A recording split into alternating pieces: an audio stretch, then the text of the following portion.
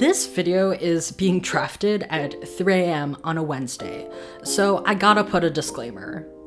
My usual content tries to be analytical on my perspectives, and generally, I like to be level-headed.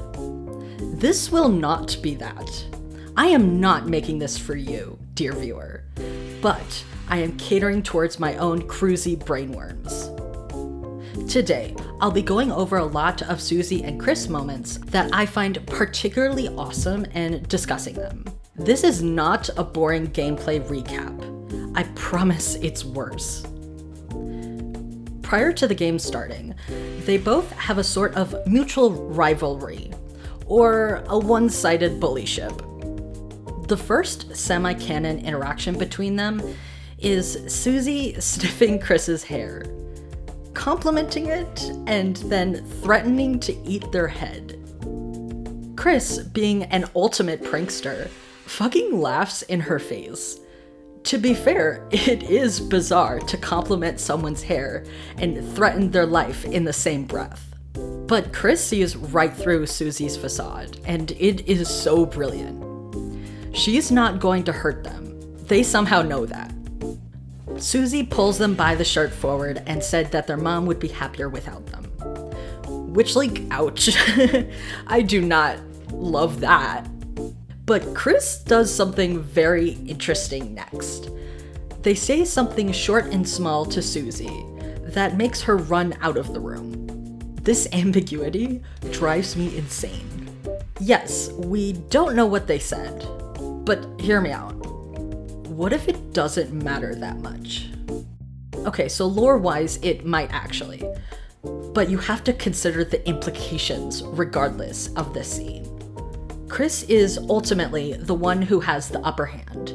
They are the unbothered monarch in this situation. It's Susie that is actively losing her shit, and that may be why she does this. But I'll put my theories later on. Kris saying something to Susie that makes her so scared and self-conscious that she runs away says so much about their bullyship. Kris is not in distress, or even being bullied in my opinion, but they do know how to get under her skin when it gets too far. What they said wasn't a physical threat in my opinion. Susie is ultimately stronger, so they had to be fucking her up psychologically. And like, okay, just imagining Susie starting to have feelings for anyone in their class and trying to deal with that through this compliment bullying negging thing is kind of hilarious. While I don't think they were on good terms, I do think that Susie was trying to overcompensate some feelings through bullying. So why did Susie hate Kris at all? I have theories. While she almost blatantly states that it's because she assumes that Kris has a good home life, in my personal professional opinion, there's something deeper. Susie is used to the other kids fearing her, even when canonically it doesn't seem like she actually hurts them. She's used to people folding when confronted. Kris, however, is different. They laugh at her attempts at bullying and throws it right back at her, literally. She is used to a power imbalance in her favor, and having control over her peers. Kris rejects that by just standing there, snickering. Now that I've spent too much time on a scene that's debatedly canon according to Toby Fox, let's look at the actual game. As a contrast to the nonchalant but combative self pre-possession by the player, they're limply tossed around by Susie. Skipping forward to the Dark World, Susie bucks against the predetermined prophecy that Rosé relays to them. She constantly rebels against being controlled, and I think that's why Kris takes so well to her. Kris admires that Susie has the ability to charge forward and not give a shit about the rest because they are so unable to even move alone. Am I making Deltarune fanfiction on youtube.edu? Yes. That is what this is about. You finally understand. Anyways, that's probably why they stand up for Susie in the battle against King. They are so inspired by Susie that they take the first big action in the narrative, not controlled by the player. When taken into account just how much Kris struggles against the soul later, it's significant that they start to fight for what they believe in when Susie brings that spirit out of them. Chapter 1 is pretty sparse, cruisy-wise, but the crumbs it gives my sleep-addled brain are plentiful.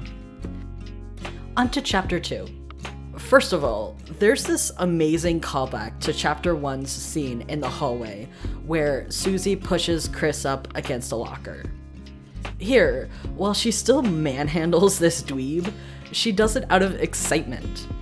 Like she tried acting cool at first, but can't help herself and runs to the closet instead of begrudgingly trudging along. And also, they're holding hands. Fuck, man. They're everything to me. Susie probably hasn't been shown much physical affection, and her boundless energy for the next adventure and trust of Kris that's growing kills me. Okay, so Kris saying they're hanging alone in the closet to Noelle when asked is really funny. But what I want to talk about is the dialogue that comes next.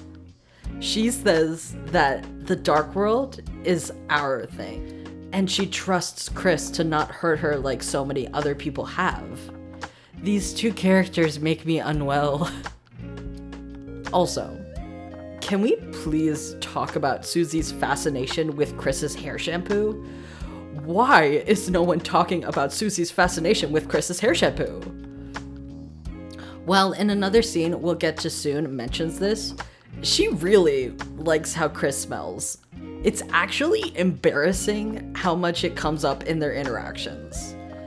She talks about wanting to take a bite out of their head in class. How the fuck is that not gay repressed romantic era? For my next strange rant, I'm going to play the scene out in full. Not to fill out runtime like a soulless shell, well yes that, but to try and give you the ounce of the joy that I have when watching this.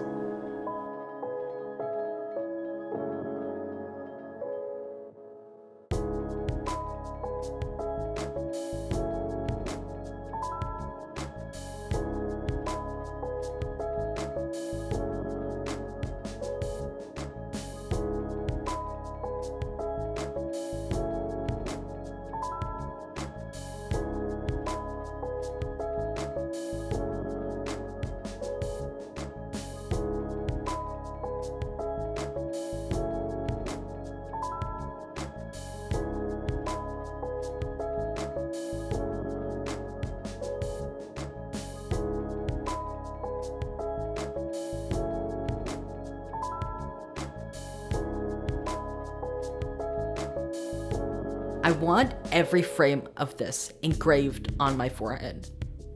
Susie is so used to joking around.